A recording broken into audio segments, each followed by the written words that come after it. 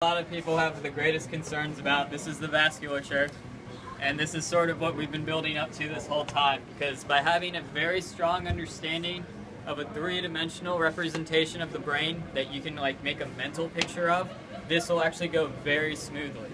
Otherwise, it is a bit of a challenge because you're like, how did that end up there? Where does it fit into? So a lot of it is about understanding that three-dimensional representation first. So I do highly recommend that you work on that and that you become comfortable with it before you move into vasculature. Even if that means like you feel as though you're getting vasculature kind of late. It's okay, because it's very important to have that strong understanding of how all of the pieces fit together as a whole, then look at vasculature. So we're going to make a quick assumption and assume that you're all there. And now we're going to go ahead and tackle the vasculature. So the first thing you'll notice is I put the page numbers for your atlas that shows you where all these figures are, so then that way you can follow along later and you don't have to be too worried about it. Now, the first thing I want you to be able to tell me is, what is this hideous monster right here? Does anyone recognize him? Brainstem. That's right. It's also a brainstem, so I'll get to that too. Basil. But it's the circle of Willis. So this, the worst part about this is something that you've already learned, okay? And so I haven't named all of the branches because I want us to do a little bit of that together, but I did name the vertebral arteries and the internal carotids, just so that way you have a point of reference. Okay, so let's say that these are my vertebrals down here. So what's this guy going to be? Interior spinal. Good. All right.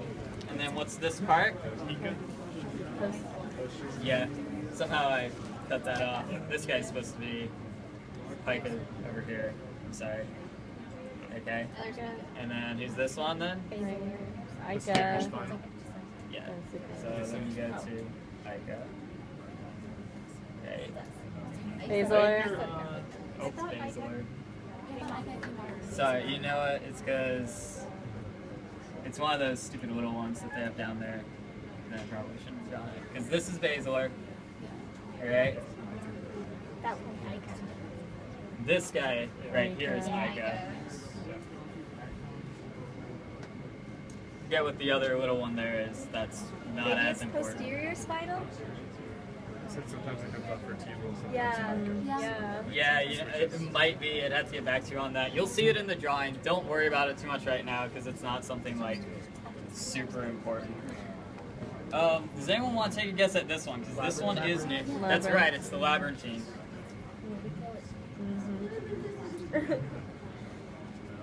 Okay. All right. So we travel up our basilar. Who's next? Very good. And remember, there's a very big difference between cerebellar and cerebral.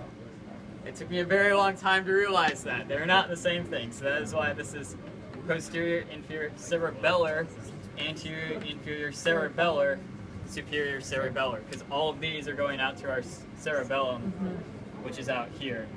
And so you can sort of imagine it like this.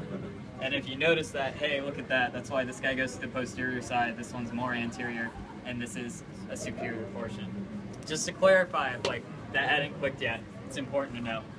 Okay, so then who is this literal one that is right above superior cerebellar? Yeah. The basilar. Okay. So this is cerebral. I'm just gonna write it out so that way we're clear on that. And right here we said is the internal carotid, so who's the big one that comes off right here? Middle, good. We'll pick it up in just a second. So then, what are these guys up here? These are the anterior cerebral. Okay. And it's these two portions, remember, because this is actually, it's like 1 and 2. If you look in your atlas, they divide them up further. I don't think you actually need to know that the divisions of them per se. And then we had some communications that are important. Oh well, sorry. So what's this guy called? Anterior communicating. Very good. So this is the anterior communication.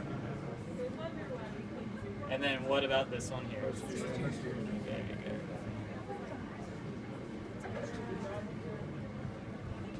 Alright, that's it. Because these other structures are just the background structures that help you get a sense of where you are.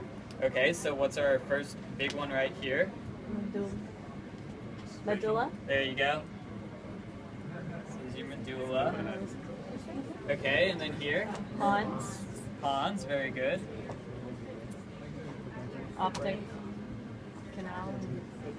Yeah, I was just looking for the larger structure. So, yeah, the optic canal is in this area.